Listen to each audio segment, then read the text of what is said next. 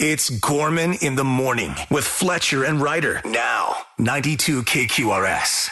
Talking about a guy in Alaska hiking with his wife, rock slide. He gets pinned under a 700-pound boulder. Unreal. And has to wait for a few hours before he's rescued. Doesn't sound like he's too much worse for the wear, but that had to be a terrifying situation for my man. He's like giggling through the story. It's crazy. Yeah, here's him on the experience. We'll take that flimsy, flaccid feeling and turn it into a rock-solid experience that's guaranteed to petrify your senses. That's what I thought about that boulder. Yeah, man. I think about like times that I've literally like been scared to death, you know, like the scariest things that you've ever gotten through. And then, of course, you tell that story forever. Sure. And there's two that come to mind for me. One's really not a story. I was just in a tent and I heard a bear outside the tent. Oof. I never saw it, but I heard it sniffing around and pawing and making guttural sounds. It was very clearly a bear right outside the little nylon tent I was sleeping in. How did you know it was a bear and not just another drunk rock star? Well, in the morning, the bear prints gave it all away. Like the group of us and the guy that was with us, like the expedition leader, was like, "Oh yeah, that's very much a bear." Everybody heard it.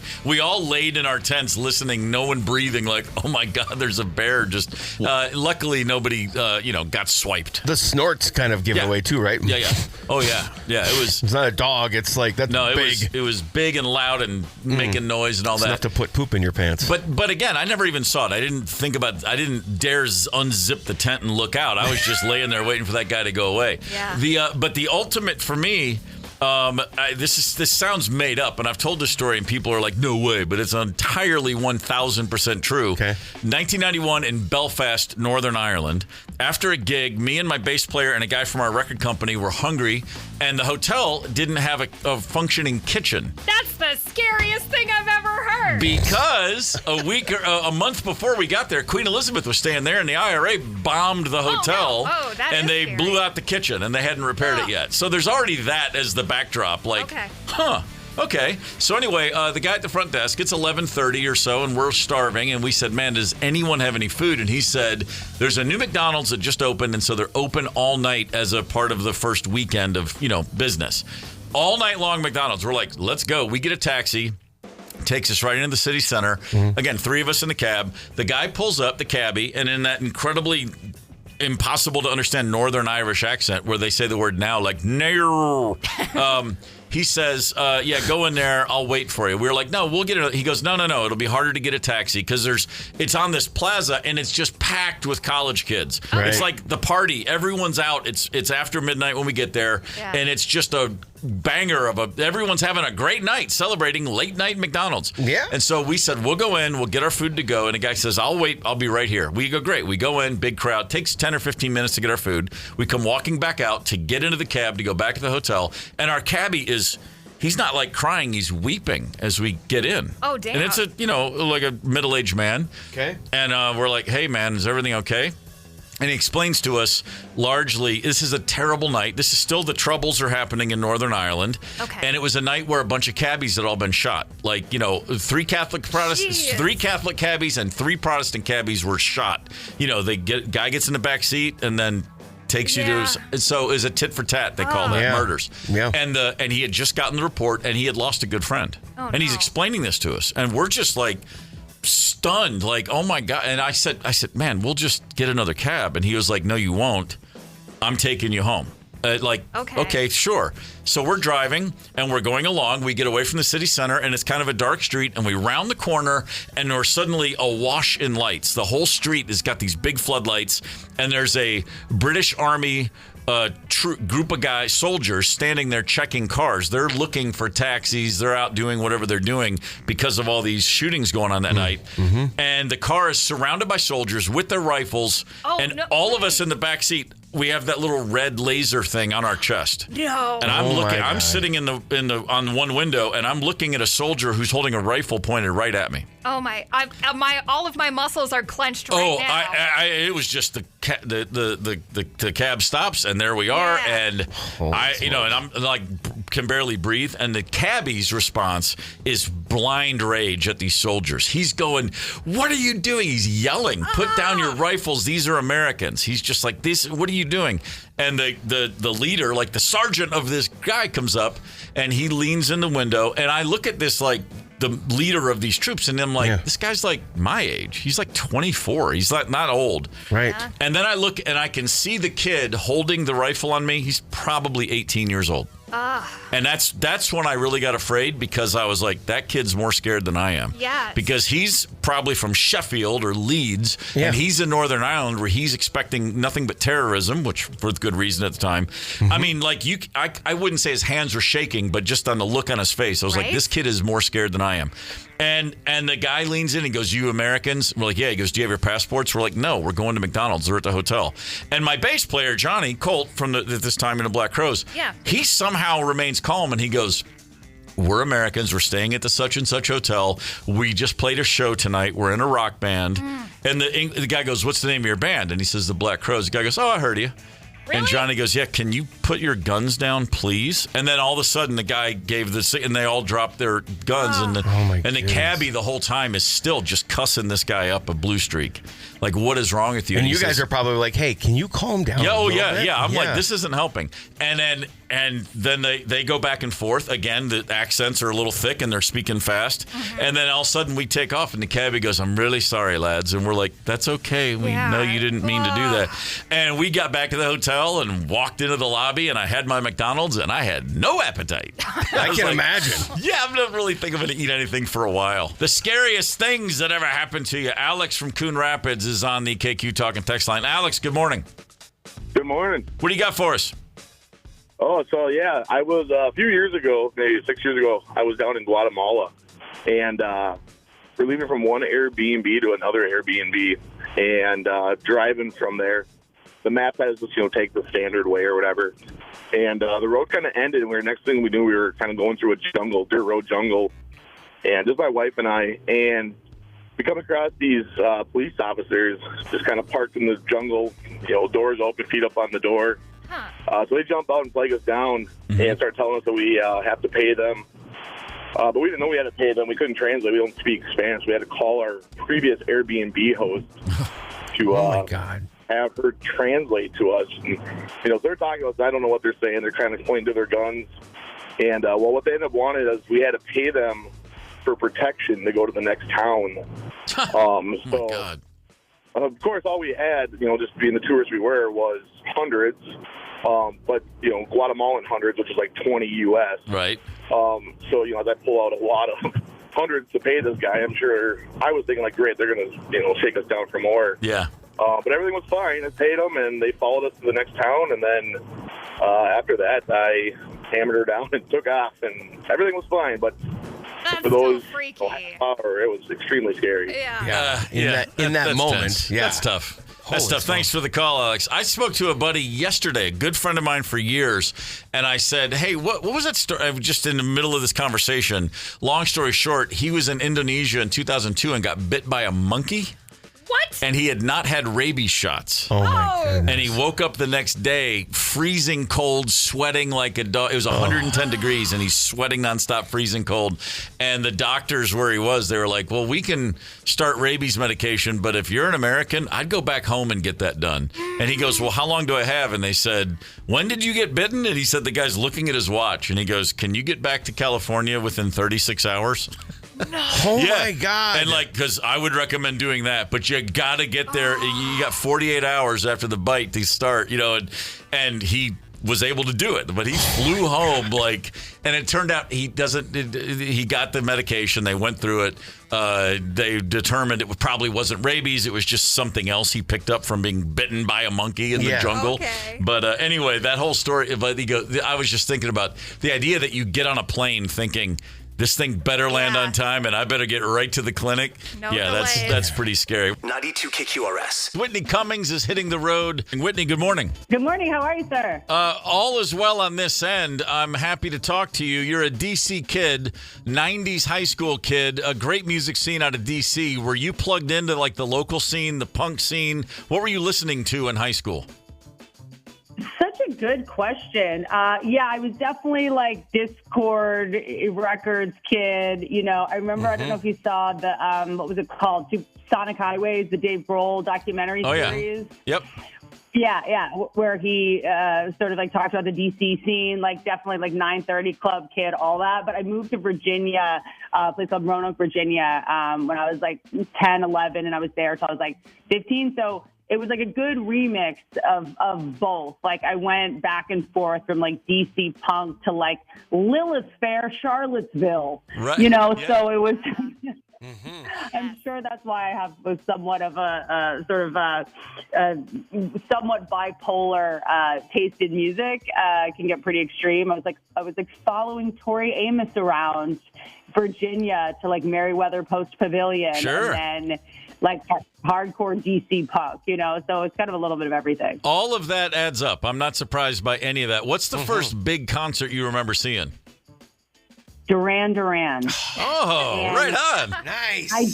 I didn't get it at the time. I was like on a date with my dad and someone he was having an affair with. It was like not like for me. And I remember it like blowing my mind. I would think it was like Ordinary World or something. I hadn't heard them. I was like 4. Like it was not. Yeah, right. And it kind of blew my mind.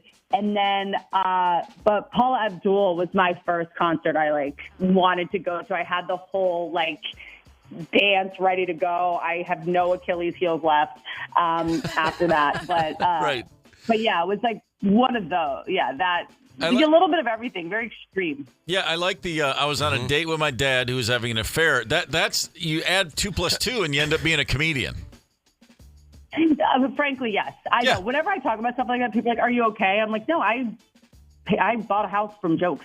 Okay. Yeah, right. No, that seems to be the logical path. I mean, it makes perfect sense to me. And speaking of comedy. I was aware of you as a stand-up, but you are, of course, well known as the person crazy enough to create and be a part of 2 TV shows concurrently. I know just enough about TV to know that you starring in Whitney while creating and writing 2 Broke Girls is nuts. What were you thinking? I'm poor, is what I was thinking. I am in great motivator. Student loan debt. Yeah, debt, I need money, and attention. 2 things that made that very easy for me to do. I mean, this is, look, I have a lot of help with that. Like once the shows got on the air, like, I did 2 Girls with Michael Patrick King, who did The Comeback and Sex and the City, and as a staff of incredible writers, you would know maybe all of them truly by name at this point with all the things they've done since. Right. And on Whitney, I hired, comics and, we had amazing actors and, so a lot of people made it great. I think that when you create a show, the best creators know who to hire and who to cast. And, I got lucky with how shallow I am as a person. And so I hired the best people and the people that I admired. And I didn't realize this, but once you create a show, you can kind of be like, wait, this person that wrote for Friends is available. Like they can come right on the show, So I hired a lot of my heroes and friends, and that made it really fun. And, look, I did age 2,000 years and started balding, but a rat tail looks good on me. Sure it does. Whitney, and I think that I'm not a person that's like, I need to be in charge of everyone and need power. I don't like that. I'm not that guy. Like, I just, so it was very much like, do you want to do this? Like, do you think this is a good idea? So when you kind of defer to other people and respect their opinions and aren't a total malignant narcissist, it's actually kind of fun and you get to go home in a decent hour. Yeah. Whitney Cummings is with us on Gorman in the Morning. You're back on the road. You're going to be in this area for March 6th and 7th, Eau Claire and Rochester, respectively. You are now a mom. Does the young lad travel well? Is he good on the road?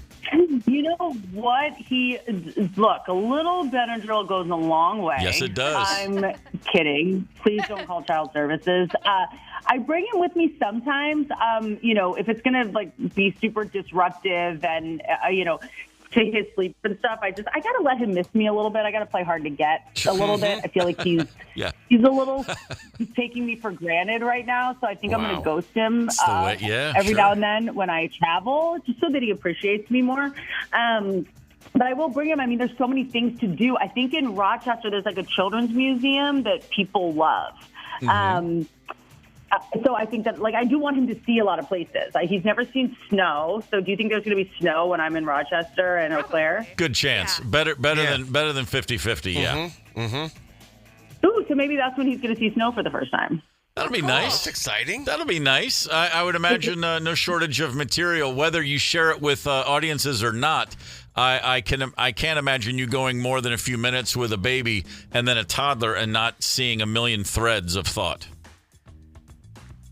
Yeah, it's pretty wild. I mean, to me, it's actually more about all of when you have a kid, at least in my case, I was like, I want him to have all the books I had growing up. And then you look at the books you had growing up and you're like, they let us read these? These are nuts.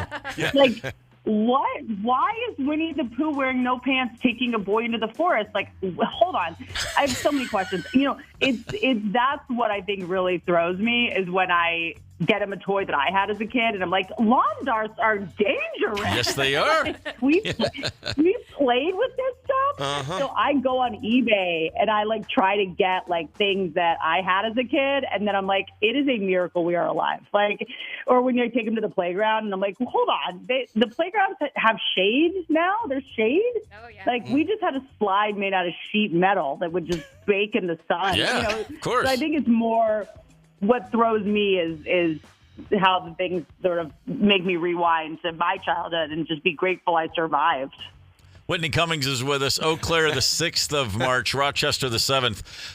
So I would imagine during pregnancy and then after having given birth, you were off stage for a little while. How long did you go, between sets? What was the longest gap?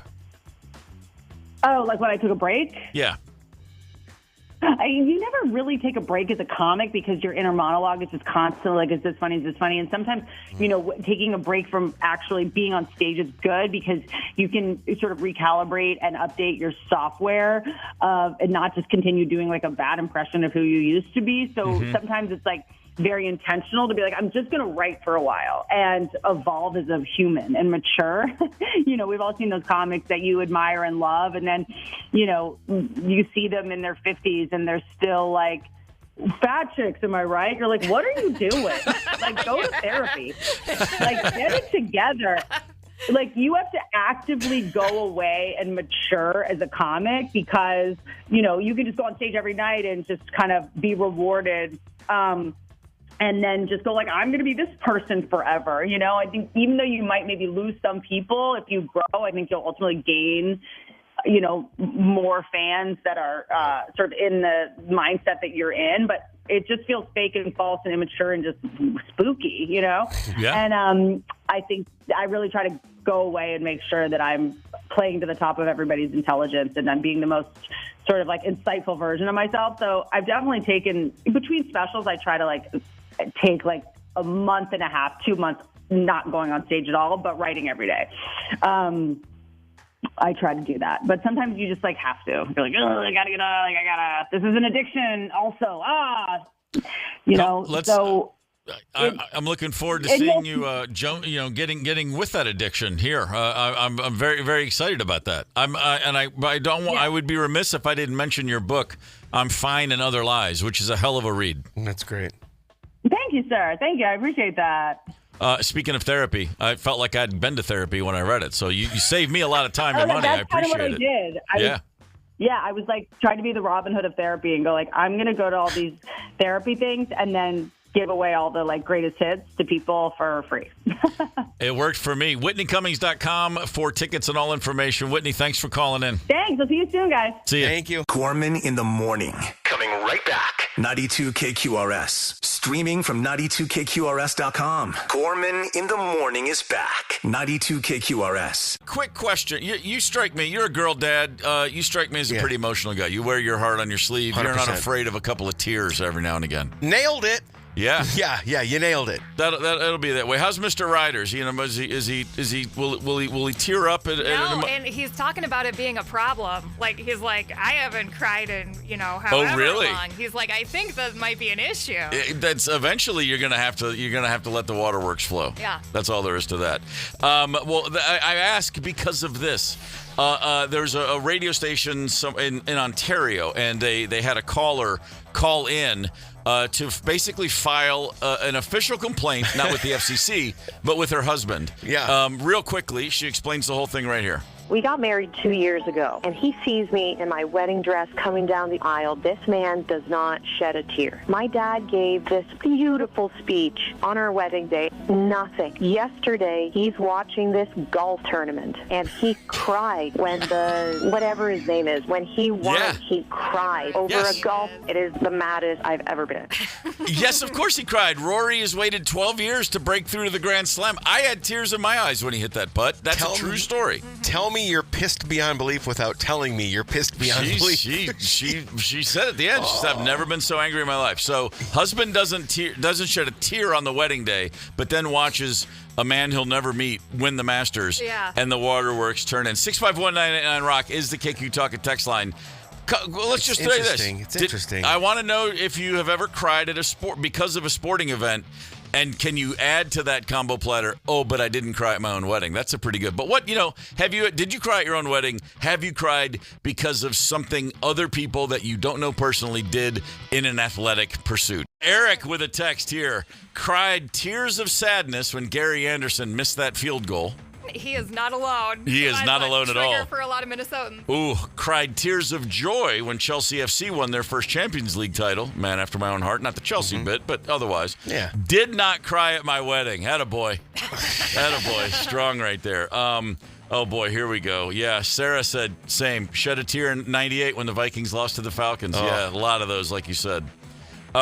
George, anytime I watch Rudy, I weep at the end. I've seen it at least 15 times. Never watched it. Never saw it. Really? It's about Notre Dame. Yeah, well, fine. Not going to do it. Also an incredible human story. And I refuse to be invested in a Notre Dame story. I can't do it. Who was that said that?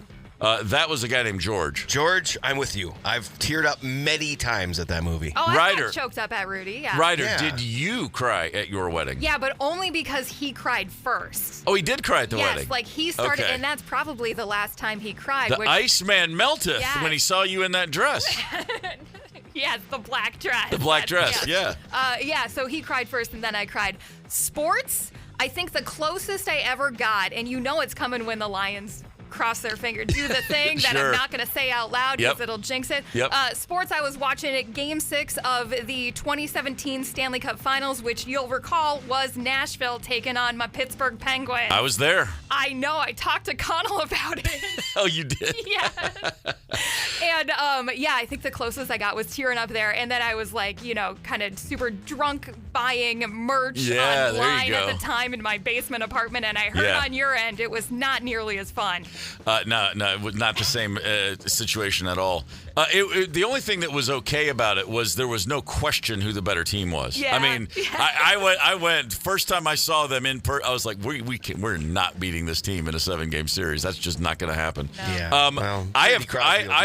I have cried watching soccer more than any other sport for me because those late goals. I mean, goals are so rare. Mm-hmm. The buildup of a goal in a otherwise meaningless regular season game can be very emotional. Like if you've waited 87 minutes and then you break through after all the near misses, all that emotion comes out. It's very normal at a soccer match game, whatever, when you're there to just be in celebration. Tears are just flying out of your face all the time. But it's funny. The Gary Anderson miss, I was cheering from Atlanta, my band, we were all on tour together watching the game, but Robert Smith was our friend, so we were actually very much cheering for the Vikings.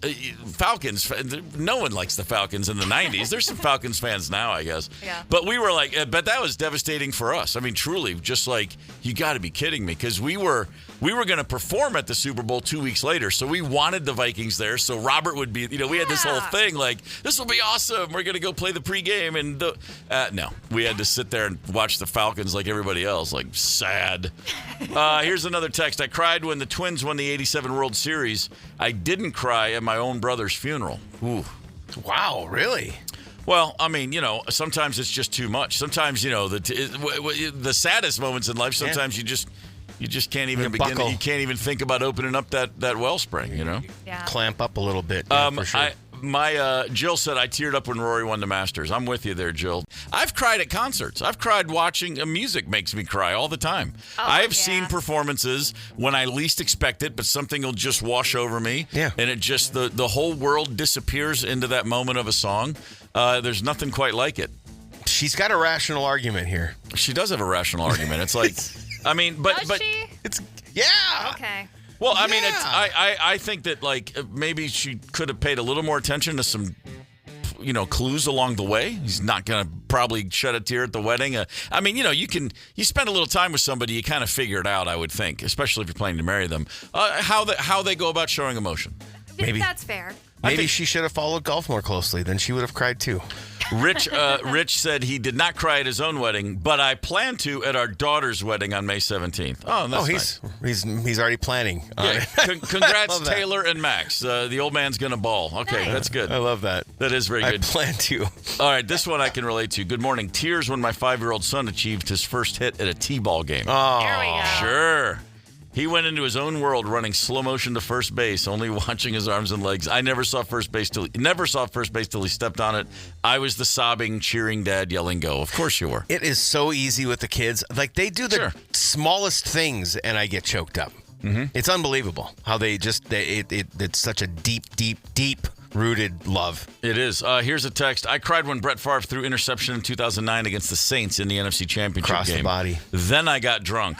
Yeah. I thought you were going to say I cried when we signed Brett Favre. Yeah, wow. But that was a fun season, though. That was just an inevitability. But as they say, was one. yes, live by the Favre, die by the Favre. That's what we said all year. Right. Yeah. It's Gorman in the morning with Fletcher and Ryder, 92 KQRS. Tom Brady, NFL legend, commentator on Fox Sports, and now a guy who has his own trading card shops, collector cards, has announced, oh, by the way, this dog that I walk around with and post online occasionally, Junie. Yeah, Junie looks a lot like my old dog, Lua, and that's because Junie is a clone of Lua. Tom Brady had the family dog. The dog died in 2023. And then all of a sudden in 2024, he's walking around with a dog that looks just like that dog that died because it's a clone. Damn. That's weird. The answer to the question, what if you had unlimited money? Right, exactly. Trading cards, Raiders, and a dog that's like your other dog. So, there's some advantages to cloning dogs, I would imagine, in that the consistency, if you have, let's just look through the social media lens as we all view life now. You watch somebody over 30 years and they constantly have the same dog in all their photos. Mm-hmm. Here I was in college. Here I am at 30. Here's my 40th. I'm 52 years old, and there's the same dog every time. It'd be kind of cool. It's like Slash's top hat. It always looks good. So, but otherwise, I don't know, man. I mean, if you could, would you clone a pet? And if so, what if you could only clone one pet from your life? Would it be hard to pick that one? I mean, this raises so many interesting questions. If you clone a dog, if you're Tom Brady and you clone Lua and you get a new dog named Junie, is it the same dog personality-wise? Does it act the same? Does it respond to your voice the same way? This is kind of fascinating, kind of creepy. This is very Black Mirror. It very much is. I did a little digging when we decided we were going to talk about this, and it would. The science says it would not be the same dog. It's a different dog. Okay. So, but the genetics are still there. So it essentially would be like a very close brother or sister. Essentially, is what I'm gathering from it. But it would not be the exact same dog. But you'd have high chances of getting essentially the same dog because you're cloned from the same. Well, I mean, who among us hasn't looked at their significant other's siblings and gone, she's actually hotter than you? So, I mean, I get it. Wow. Well, I'm just saying. Wow. This is I didn't say that, honey. I'll say this. I immediately go to, I would have cloned Clementine. And my wife would say the same thing. My wife right now would be like, wait, you're telling me if we just sell everything we own, we can get Clementine back? And she'd be like, do it. Let's go. Because that was our greatest dog ever. Yeah. Nothing but love for Chauncey, but I'm not cloning those lungs again. Are you kidding me? No, I can understand that. If we could clone him and get him a healthier set of lungs that don't blow snot all over me every day, maybe. All right. I wonder if you could take the genetics of Chauncey and Clementine and make... Now you're just making Frankenstein dog. Ultra dog. Well, both of them are mutts anyway. They're already Frankenstein dogs. Yeah, okay. Ultra dog. But Ryder, it's funny because I realized you and Mr. Ryder have cloned animals, and then I was like, oh wait, no, they're not clones. They just live 200 years because they're tortoises. They're tortoises. Yeah. Right. So there are pictures where you're like 20 years old and then 40 years old, and you have the same freaking tortoise. Right. And there will be one where we're 60 years old, and probably like there will be our headstones, and there will be the tortoises sitting right there because they never die. Oh, but if you had to, would you clone one of the tortoises? Would I clone a tortoise? No. Why would I want two tortoises? We already have too many tortoises. We have 4 tortoises, and that's too many. Let's say the favorite tortoise passes, and you have the unlimited funds. Would you clone said tortoise? No, you can just go get another one. They freaking live forever, and people need to like put them into a trust after they die. There's plenty of tortoises. Okay, what favorite tortoise? I just love the way that he would almost move. I mean, how do you know the difference between tortoises? The lines on the shell. They're different breeds of tortoises. One's called a red-footed tortoise, and guess what? It has red feet and is from the Amazon. The other 2 are Russian. You would find them in Russia. And then there's a Mediterranean, a Greek tortoise. She's from the Mediterranean. Okay, I'm good with all those, but I like don't the turn Russian your back on ones. that Russian. That's all I'm saying. No, you can trust the Russian tortoise with your life. No, with the kitty cats, I'm not cloning. Your kitty cat doesn't have the same personality from day to day, and it's the same freaking cat. You're definitely open up the pet cemetery can of worms when you start cloning the kitty cats, and I really hope Mr. Ryder is not up to hear this because he has saved hair from our deceased cats in the hopes that one day he can clone them. Oh boy. What are these cats' names that we're hoping to clone? Robot and Autumn. Robot's a good cat name. No, I like that. It was she was a great cat. It was a terrible name. Well, when you have a name like that, your personality is bound to shine. Yeah, it really was. Right. Come on, man. That's a robot. That's a good name for a pet. I like that. You know what? I think I would throw caution to the wind. If I had the opportunity, unlimited funds, the dog we have right now, Charlie, I would bring her back. I would throw caution to the wind. I would risk the creepiness and hopes that we just get something close to her because she's far and away the best we've ever had. Fair enough, man. Charlie getting all kinds of love. Yeah, Charlie's a good pooch. And Charlie weighs how much? Why? You always got to go back to that. No, I'm just curious. Like 12 pounds, probably. Okay, all right. No, I'm just getting an image in my mind. You know what? I wonder if cloning, if they charge by the pound, if it's more for a bigger dog. Then we would save money. The way I understand science, it's all size based. Right. So, Yeah, I mean, a couple of Chauncey's poops are the same weight as Charlie. So. Oh, man, make no mistake. He is definitely, he will draw. In fact, from this day forward, we're going to go, take him out. He's got to go, Charlie. Wow. We're gonna go ahead and just run that was with uncalled for. That's uncalled for. You opened that door. I just ran through with a smile on my face. Gorman in the morning. Coming right back. 92 KQRS. Streaming from 92KQRS.com. Gorman in the morning is back. 92 KQRS. Police in British Columbia got a surprise when they pulled over a modified Acura sedan for speeding recently. The vehicle had a few odd modifications, including makeshift rebar and duct tape in place of a rear window, a welded gate latch to secure the driver's side door. Officer that pulled the car over said it looked like it had been chewed up by Robosaurus. It's amazing this car could go that fast without disintegrating. The owner had put in some effort to hammer out the dents and spray paint the repairs, but his car was not roadworthy. I bet it sounded like this. Yes, it did. Ooh, sounds accurate. It's pretty good. The 22-year-old driver was given a speeding ticket and ordered to fix the issues. Wow, fair enough. Think about that. That's pretty good. Yeah, duct tape back window. Man, fair enough. Last night, I'd be lying if I say I didn't use duct tape to do some type of car repairs. Oh, sure. At some point. Yeah. Hey, man, I was part of a plan to attempt to reattach a muffler to a Gremlin using a pair of men's briefs, some twine, and a Michael Jordan beach towel.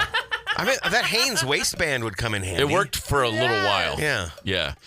We had to pull the car over when we realized we were on fire, but that's a story for a different day. Yes, it Was it the underwear that caught on fire? That story's actually you can find out all about that in my book, Hard to Handle: The Life and Death of the Black Rose. That was my first ever gig with Mr. Crow's Garden, a road trip, and that's how it ended on I-75 and 3 a.m. in rural southern Georgia. Oh man! I got a beach towel. Here's some string. Oh boy! Hang on, let me see if I can use my underwear. That wasn't me. That was our buddy. Anyway. Wow. 92 KQRS. The Foo Fighters rider for their gig in Indonesia. They have to be allowed. They had to go to the promoter and say, no, we're not coming unless we can drink, smoke, and cuss on stage. Cussing on stage. I've never heard that put into a gig rider before, but I get it. You know, they got some strict laws down there. Next thing you know, they're going to go to Singapore and say, I want to spit on the sidewalk. Yes, I want to litter. Yeah, it's not going to be, that one's not going to happen. Trust me. But a lot of bands over the years very famously have bizarre things or copious amounts of things on their riders. I think the most famous one, well, there's a couple that come to mind. My favorite one I'm going to say is Motorhead's. Oh, yes. The Motorhead rider, I can't even go down the whole list. I can't even pretend to. But I'll just start with 2 extra large bottles Jack Daniels, 1 extra large bottle Jim Beam, 1 extra large bottle Quality Vodka, 5 cases, 120 cans and or bottles of non-light beer. Non-light beer. Bring the liquor store with them. Like, that would have saved people a lot of time. 24 cans of strong dry apple cider. Oh. And then it goes down with snacks and other non-alcoholic drinks and food, and it just goes on and on and on and on and on. And the alcohol requirements, they're like, if any of this is not met, we're walking. This has to be there every single night. Yes, because if they didn't meet the alcohol requirements, it meant they weren't paying to any of the other specs, right? That could be it. Yeah. I mean, I think they just needed a drink. They could have just called their rider rock and roll. Because that's what it sounds like to me. All that booze. But you know, at some point when you're touring, you recognize, or somebody points out to you, like, you know, all that stuff on the rider that you're paying for that, right? You're getting billed. And the band's like, oh, we are? Crap! I thought that was the promoter. Yeah, the promoter's writing the check, but then it's coming out of your settlement at the end of the night. Mm-hmm. Really? I remember that conversation. That sucks. I remember that conversation. Somewhere in the mid '90s, we're trying to cut back. 3rd record stiffed. Wait a minute, we have to pay for all this? Yeah. Yeah. Those are fun fun conversations. Steve, what was a weird thing the Black Crowes put on a rider? Well, we had in 1992 when the second album came out, we put an ounce of marijuana on the rider. An ounce? An ounce, a full ounce. And again, that was, to your point, see, our manager, Pete Angelis, came from the Van Halen world. They very famously would not allow, they wanted M&Ms in their dressing room. It's a very famous thing for Van Halen. They needed a bowls of M&Ms with no brown M&Ms. They said, you have to remove all the brown M&Ms. And it said, if we find a single brown M&M, we can destroy the dressing room at promoter cost. And they would do that if they found a brown M&M. But the whole point, the thinking behind that, was more than just we want an excuse to destroy a dressing room. It was if you aren't paying attention to the fine print on the rider, you're probably not paying attention to the fine print on all the real production specs for lights and sound and blah blah blah blah blah. It was like a way to make sure somebody was on the ball. It wasn't just about David Lee Roth putting his hole through a piece of sheetrock. No, and David Lee Roth loves to take credit for that. The credit goes to Pete Angelis. That was his idea. He later is managing my band, and he said, let's just, we were talking about that. And somebody said, we should ask for an ounce of weed. And he goes, well, it is why not? Because they probably, in 1992, an ounce of weed was not easy to come by in most places. Right. But we put it in there. And the question was just, do they even respond? So we knew right away if the promoter rep would come in and go, guys, I don't have the weed. And you could tell he's sweating it. We were like, okay, you are paying attention. That's good. Yeah. But then there were a handful of promoter reps who did walk in with an ounce of weed. And we were always like, wow. That's like a bonus, basically. Very well done. We're just checking to see if you're paying attention, but if you do come up with a weed, then it's just it's cherry on the frosting. You know what we had that was unexpected for a lot of people? We had tube socks. Really? Just fresh socks. Just the things you get on the road when you're on the road for months and on. I can imagine. Good idea to load up on extra socks. You never know when you're going to need them. See, I feel like today designing a rider would be super practical. Oh, of course. It's like, absolutely. what can I, healthy eats, healthy drinks to get me through the day with energy, etc. Yep. Whereas 20-something me would have been like loose, fast women and Jägermeister. Oh, it's ridiculous. Well, the women's a bit of a tall order. I mean, that's called trafficking. Yeah. But the Jägermeister, we had a lot of liquor. We had cases of Red Stripe and or Stella and Heineken and imported stuff, I see. Oh, yeah. Very fancy. Years of Red Stripe. I did a whole tour where I was just drinking Foster's oil cans, those giant cans. Oh, man. It's just easier. But I had like 6 or 8 of those on the rider, and they were only for me. Oh. Like, don't touch the oil cans. Because it was just easier. Why were they easier? Well, on stage, it's like have a Jack and Coke in the afternoon, get you a little pick me up, and then you got to slide into beer for the gig, and then it was just like I didn't want to have to keep up with 6 or 8 beers. It's just 2 or 3, right? Because they're giant and they just fit in my hand well during the show. I don't know. Who knows, man? The '90s were a very, very bizarre time for a lot of us, me especially. What can I say? Riders can get absurd. Yeah. Oh yeah. But do you get to a point where you're the Beatles or you're Bob Dylan or whoever, where you just kind of like you've earned the right to just get away with whatever, even if it's ridiculous? Oh, of course. Yeah. There's nothing. No, if you're on a level like that, whatever my God. You're only rolling your eyes at the bands that aren't there, that are asking for ridiculousness, right? But you know what? To your point now, like the last. If you're Beatles or Bob Dylan level rider, or like, is it somebody else guessing maybe what you want? Yeah, you're walking in ahead of the show. Paul McCartney played a gig in Memphis a few years back, and a really close friend of mine is a promoter for Live Nation, and she said that the rider she showed it to me. She was incredible. There was a specific candle that had to be lit 6 hours before he arrived in every room he might enter. Ooh. And there was a certain type of flooring they had to put down. So when his car pulled into the arena, he had to walk across this, like they had to go to like some flooring place and find a roller type of pad thing, and everywhere he went it was the same floor. And of course he had no idea. He was somewhere once and he was like, this candle smells nice, and his tour manager's like, get those candles everywhere Paul goes. And then he's like, I like the way this floor feels on my feet, and they're like, get that floor everywhere Paul goes. He doesn't care. Unreal. He has no idea, but there's always a lot of that kind of stuff going on. Job security. Very much so. Connect with us on the KQ Talk and Text line. 651-989-ROCK. That's 651-989-ROCK. 92 KQRS. Erica Rhodes is in studio with us. She is at Acme Comedy Club. Already had a couple nights. You're there tonight and tomorrow night. Erica, it is a pleasure to have you back. Oh, it's so great to be back. Thanks for having me. Yes. Not only on this show, I'm sure, but what a great comedy town, and Acme. It's got to feel nice. Every time you walk in there, you're like, hey, this place again, right on. Yeah, it's one of my favorite clubs in the whole country. They're so lucky to have it here. Yeah, it's that's everybody that we get that's at Acme comes in and says the exact same thing because it's just that true. Yep, Louis Lee is the owner, and he really cares about comedy, which is refreshing. Not just money. Yeah. He likes the comedy. Mm-hmm. It does help when the guy in charge actually pays attention to what the people are doing on stage. Exactly. And has some standards. Yeah. That's exactly right. Yeah. Isn't just trying to sell drinks. Right. Well, so Erica, let's just get right to it. What's your problem, man? My problem? I don't know. I just thought I'd throw a curveball at you right away. Jeez. Well, you come in, you're in a great mood, you're laughing, you're bubbly. I figure it's all an act. Drop the mask. Yeah, What's that's a good point. I have so many problems. Let's get into this tortured we were soul. just talking about downloading an app to do yoga, right? Yeah. And I just have an issue with apps in general. Okay. Where it's like, how many apps do we, like, every single thing you do, you need an app for now. Right. I went to yoga, and then they're like, you needed to download the app to pay for parking. And I was like freaking out after yoga. And I was like, I'm apped out, okay? Yeah. And they're like, and they always say the same thing. They say, it's simple. It's never simple. It's never simple. You have to give your address, your email. You have to sign up for everything.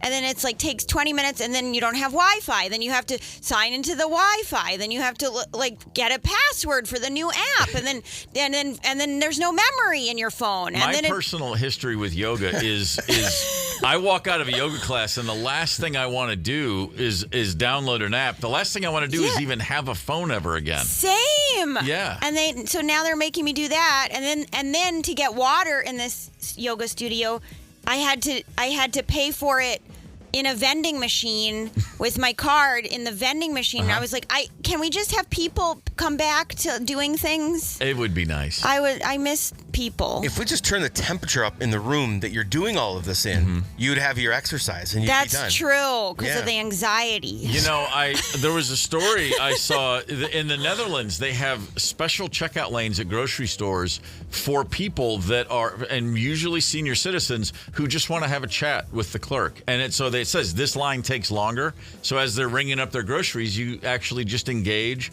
And you can stay for 5 or 10 or even 15 minutes. So much better. That's what I want. I mean, I had my bank call me the other day, and they're like, we're calling you to serve you. And I said, okay. And they said, what are your goals for the year? And I said, I want to open a savings account. So I don't have one. Yeah. And she goes, okay, I can help with that. Go to your app. That's it. And open up the savings. And I was like, you're a person calling me. Yeah. You started this. I just want to talk. Like, I want a person to do the thing.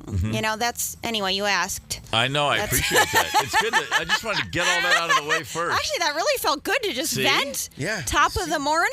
Isn't that nice? Yeah. Thank you. Yeah. Who knew I needed that? Jeez. So I have a feeling you're gonna leave here and go for a run now. You're gonna be like, I gotta burn more energy. Who knew I was so angry? Tell you what, the show tonight at Acme is gonna be out of control. It's gonna be wild. It's just gonna be about me venting about everything. Nice. I like that. Well, no, you got it all out. Now the energy is going to be outstanding. Now I just feel good. Yeah. The dark side of Erica Rhodes. We finally got there. I do have a dark side. I figure you had to be. No one's as bubbly as you are, and as happy as you are, and as much. You have such a genuine laugh. You love to laugh. That's you love true. to make people laugh. Yeah, that's a good point. I've seen you up there a lot, and I always think I'm in such a good mood now. But there's a darkness. There is lurking. a darkness. Sure. I have some new pretty dark jokes. Yeah. Yeah, which is fun. I actually have a couple yoga jokes too. Nice. Oh. Yeah, I was saying that I'm not sure I'm lonely, but the other day I was in yoga, and the teacher said at the end of the class to hug your knees to your chest. And then she's like, show yourself self-love and kiss your knees. And I used tongue. And then she came over and she's like, you can stop now. I was like, I'm not done. Yeah, no. Okay? No. You started this mess. Been a minute. Well, self-love, tonguing your knees, it could go in a lot of directions. I think you played it safe with that one. Yeah, thank you. Yeah, that's nice. So are you? You're a musician of note as well. Yeah, I played cello actually. Yeah. I was a cello philosophy major in college. It's my favorite thing about you. Yeah, because I wanted to think deep thoughts as I opened my legs for no money. Yeah, see? That's another joke. Erica, bury me in a Y-shaped coffin, Rhodes. You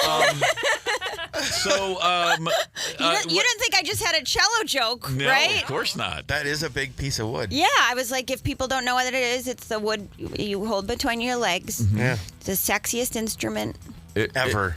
Right? It is. It's the saddest instrument. Can you think of a sexier instrument than cello? The bassoon. Nothing. Hey, listen. Nothing can bring a tear to my eye quicker than just a solo cellist. Just do. It is a truly emotional instrument. Yeah, I know because I actually played in a band when I first moved to LA. Can you believe it? I played a cello in a band. I like that. And they never mic'd me.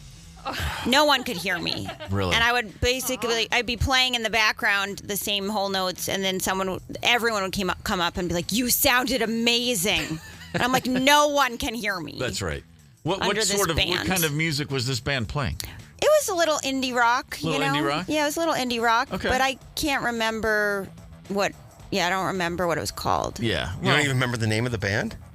It was something John's. It was a long name. Something John's. Something St. John's. Something like that. Okay. And this is you're in LA. You're hitting the streets. I feel bad. You're playing Sorry. clubs. The band load in. I mean, you don't get to carry in something cool like an amp. You just got this giant, cello case. Cello, and it's not a fun instrument to lug around. No. People are like, you should put it in your act. I was like, I'm not. I'm free right now. I just show up. I don't need to lug a cello around. So as a cellist, if somebody says, hey, here's a viola or a violin, can you work your way around on that as well? No. Not at all? No. That's a different clef and different. Sure. Yeah, no, I can't. But I mean, you can't even kind of fake it. I could hold. I know how to hold it. Yeah. wouldn't get in. I don't know how to make anything out of it. It doesn't get anywhere near between your legs, though. And that's it's not as sexy. So what's the point? Yeah. Is that like a? Is not that like a thirst trap like the cello? I mean, you go with like biker shorts? Do you go with a skirt? What's the skirts preferred? are much cooler with the cello. Yeah, like a Jacqueline Dupre type. Yeah. Flowy skirt. Have you ever considered working a cello into your show? Did you just hear what I said?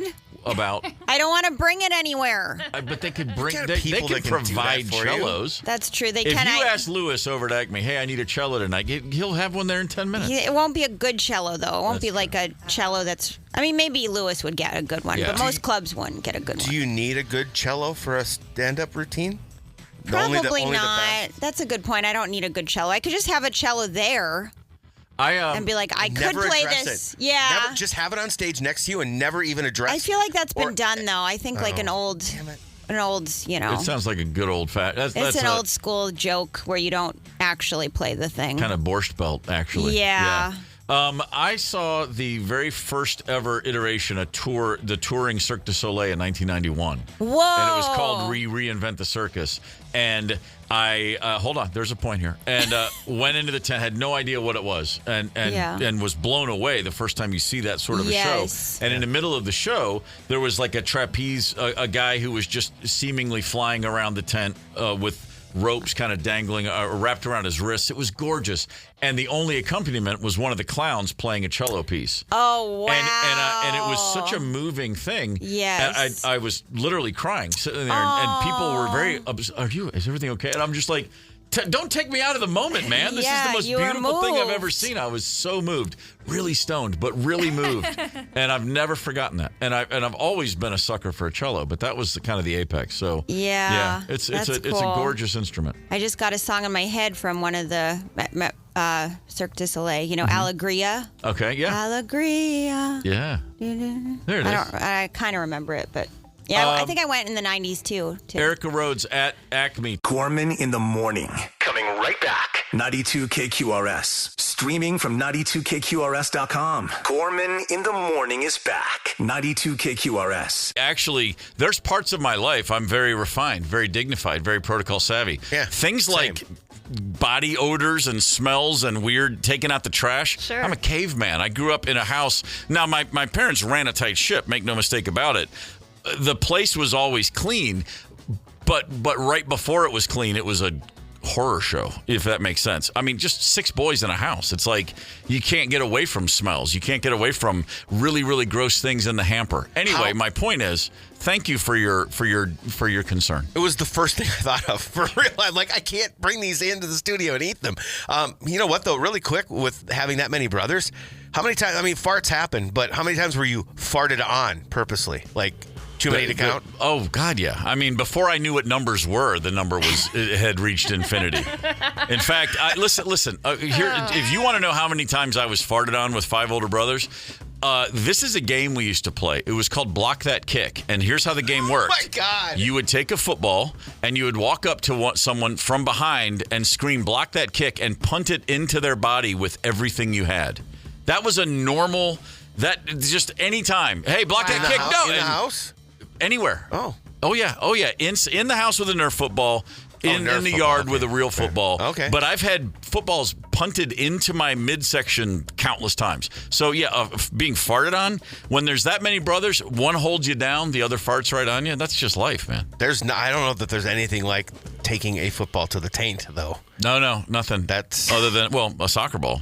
Soccer ball, yeah. That was my experience. I never played football. I did play soccer, and hockey puck to the taint. Standing in the wall on soccer, like play a little defense. I was a sweeper, so I was always back there, right in the middle of the wall.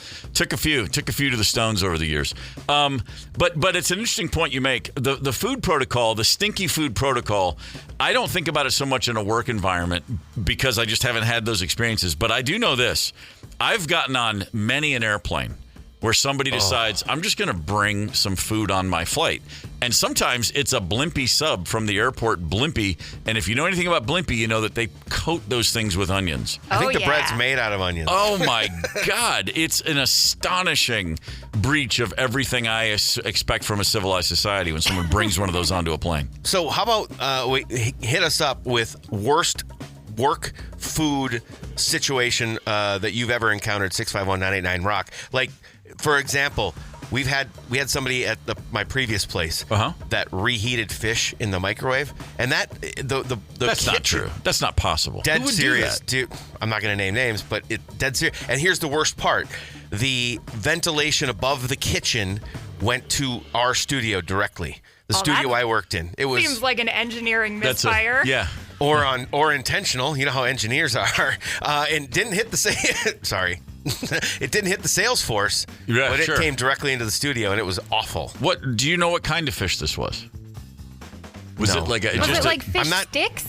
No. It would be It would be a breast of some. Not breast, but you know what I mean. It would be a fillet of some sort. Fillet of some sort. Can you tell I don't eat fish? It's starting to become apparent. The smell I couldn't tell you if it was salmon or tilapia or whatever. It would just, I couldn't tell you. Yeah, I do know that the fridge here, I haven't spent a lot of time near the refrigerator in this building just because I just, it's too early and I don't really eat in the mornings anyway.